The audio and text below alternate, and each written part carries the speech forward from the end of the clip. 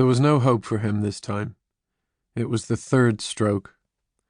Night after night I had passed the house, it was vacation time, and studied the lighted square of window, and night after night I had found it lighted in the same way, faintly and evenly. If he was dead, I thought, I would see the reflection of candles on the darkened blind, for I knew that 2 candles must be set at the head of a corpse. He had often said to me, "I am not long for this world," and I had thought his words idle. Now I knew they were true. Every night as I gazed up at the window, I said softly to myself the word paralysis.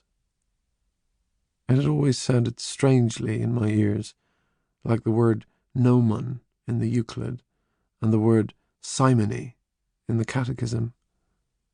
But now it sounded to me like the name of some maleficent and sinful being.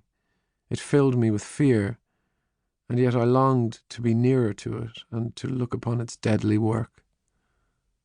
Old Cotter was sitting at the fire, smoking, when I came downstairs to supper. While my aunt was ladling out my stirabout, he said, as if returning to some former remark of his, "No, I wouldn't say he was exactly... but there was something queer, there was something uncanny about him. I'll tell you my opinion." He began to puff at his pipe, no doubt arranging his opinion in his mind. Tiresome old fool. When we knew him first, he used to be rather interesting, talking of faints and worms, but I soon grew tired of him and his endless stories about the distillery. "I have my own theory about it," he said. "I think it was one of those peculiar cases, but it's hard to say." He began to puff again at his pipe without giving us his theory.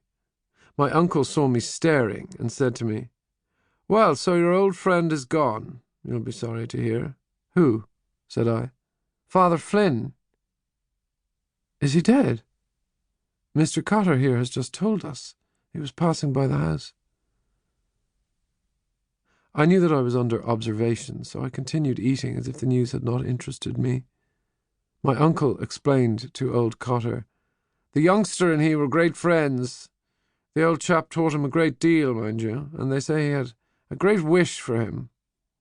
"God have mercy on his soul," said my aunt piously. Old Cotter looked at me for a while. I felt that his little beady black eyes were examining me, but I would not satisfy him by looking up from my plate. He returned to his pipe and finally spat rudely into the grate. "I wouldn't like children of mine," he said, "to have too much to say to a man like that." "How do you mean, Mr. Cotter?" asked my aunt. "What I mean is," said old Cotter, "it's bad for children. My idea is, let a young lad run about and play with young lads of his own age and not be... Am I right, Jack?" "That's my principle too," said my uncle. "Let him learn to box his corner. That's what I'm always saying to that Rosicrucian there. Take exercise. Why, when I was a nipper every morning of my life, I had a cold bath, winter and summer, and that's what stands to me now. Education is all very fine and large. Mr. Cotter might take a pick at that leg of mutton," he added to my aunt. No, not for me," said old Cotter. My aunt brought the dish from the safe and laid it on the table. "But why do you think it's not good for children, Mr. Cotter?" she asked.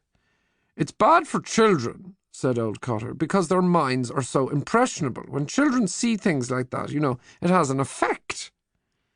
I crammed my mouth with stirabout for fear I might give utterance to my anger. Tiresome old red-nosed imbecile. It was late when I fell asleep. Though I was angry with old Cotter for alluding to me as a child, I puzzled my head to extract meaning from his unfinished sentences. In the dark of my room, I imagined that I saw again the heavy grey face of the paralytic.